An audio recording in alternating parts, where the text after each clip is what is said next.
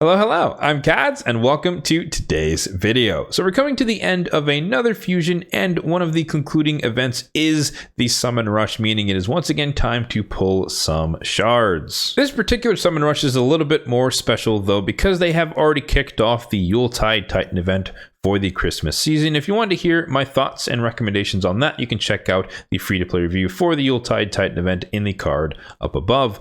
But our focus here is on the summon rush, and normally, or what I originally had planned to do, was to just come out here to the 2150, which would have been 4 sacreds and 150 mystery shards, and call it done basically for the fusion, along with a couple of other events that we'll talk about a bit later.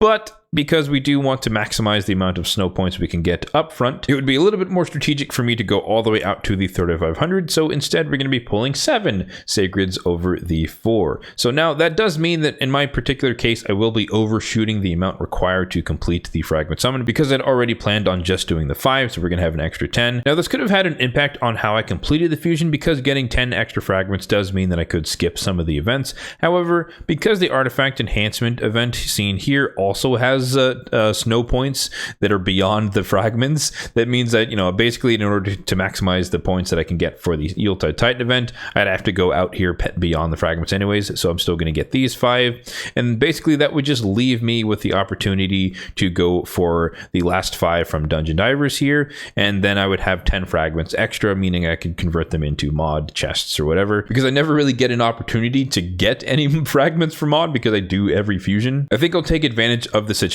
and just max out all the events that I would have maxed, on top of getting the extra 10 from the summon rush, and thus I can claim 10 fragments or 10 bonus fragments and exchange them for mod stuff. So that's going to be the amended plan relative to the fusion. So we're going to be pulling 7 sacreds instead of 4 like the original plan. Popping over to the portal, let's take a look at the overall shard count on the account. We have 760 on the ancients, 262 on the voids, 50 on the primals, and 69 nice on the sacred shards, which of course we'll be dipping into today.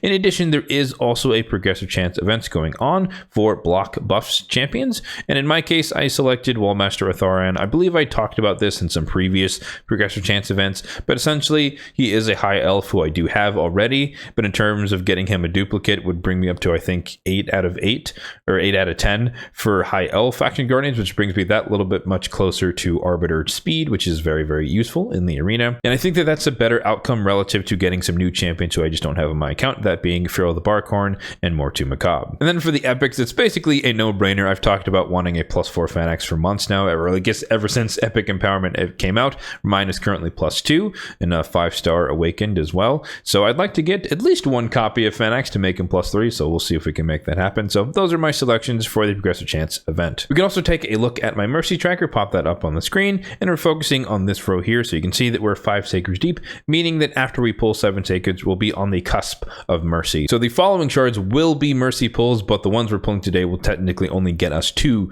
mercy. There is also a relatively small chance that we happen to get a legendary, and of course we already talked about who we'd like to get, at least from the progressive chance event, if we do happen to get a legendary. But if we happen to just not hit the 15x base rates, my top 3 most wanted would be a Valkyrie, a Poison Exploder, and Molly Tankard. And of course, since the reality is that I do expect to get some copies of epics, of course we don't want the duplicate Fenaxes, but any and all other epics that are duplicates for empowerment would be useful. So without further ado, let's get into the pulls. We've got plenty of space, we've got a decent amount of cash, and hopefully we get some pretty decent above average epic luck, because let's shoot for the moon here. Maybe we can get ourselves 2 Fenaxes just to make it the +4 come right out of the gate. And we're starting it off with a Mistress of Hymns, who is a mediocre reviver for the Sacred Order. Not much else to say about her.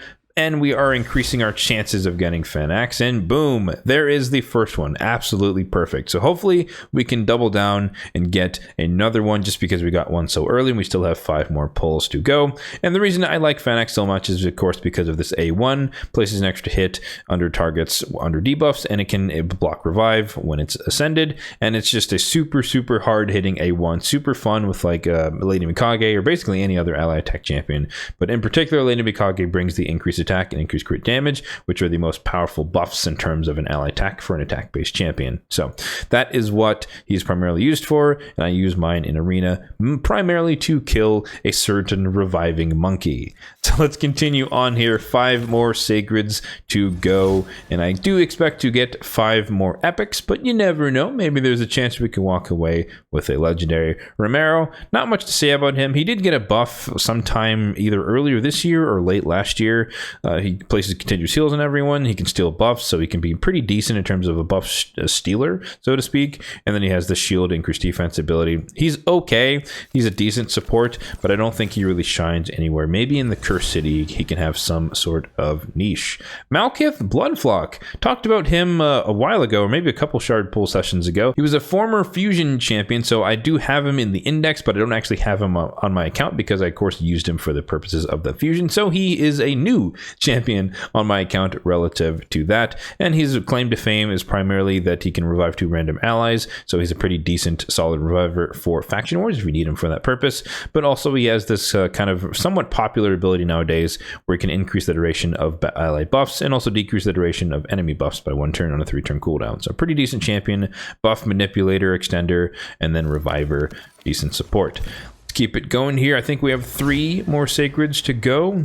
Not looking good in terms of getting a our 4th copy of Fenax, Sandlash Reviver. Another champion who can extend the duration of buffs on a 3-turn cooldown. That's kind of her claim to fame as well. I do use her in my Demon Lord Clan Boss team, so that means I can take her to +2, which is somewhat useful. Rector's Wrath. Okay. I've been looking for more copies of her. One of the most accessible Perfect Veil champions on this ability here on a 4-turn cooldown when it comes to getting into Hydra Clan Boss to combat the Head of Torment. Love her for that purpose. I do use her on my hard team for Hydra, and yeah, this is I think a +2 for me. So pretty very, very strong healer, a really solid reviver, and she's a good like high resistance type champion if you want to build her that way. Needs no accuracy, even though she does have decreased attack on the A1. And the Perfect Ender is another copy of Fenax, so we might as well hop over there, do this together. That means that we do have a +4 Fenax now on the account, which is absolutely fantastic. I believe he's like my 3rd, believe it or not, only my 3rd fully empowered epic on my account. I don't actually have that many +4, even though it's been a few or many months since this system has come out. But yeah, that is done. Sweet. That's a bunch of extra attack, a little bit of extra crit rate, a little bit of extra crit damage, the accuracy resistance I care a little bit less about, and then some extra speed. So he's even faster for all the shenanigans in the arena. And since we did that, we might as well just take a look at his overall stats. Why not? He's top of the board now. He joins Ugo as my other like primary champion who's already fully empowered. But total stats on my Fenax now: 42,000 on the HP, 6,400 on the attack, 257 on the speed, so pretty darn quick. Full crit rate, almost 300% on the crit damage. You love to see it. And then 340 on the accuracy. I guess now I do have a little bit of flexibility. 8% overshoot on the crit rate means I could probably start reworking some of the pieces to see if I can get a little bit more crit damage and or attack out of the build. But I don't think that's just highest priority, and I might just kind of eat the extra crit rate for now. We'll see if I have a magic piece that can improve his build. Let's hop over to the Summon Rush to double check my math and make sure that we are indeed at 3,500 confirmed, and let's collect everything except the energy because we want to save that for, I don't know, some future event TBD. But yeah, goal achieved, points acquired, extra fragments acquired, and I believe for the fusion that brings me up, if my math is correct, should bring me up to 95.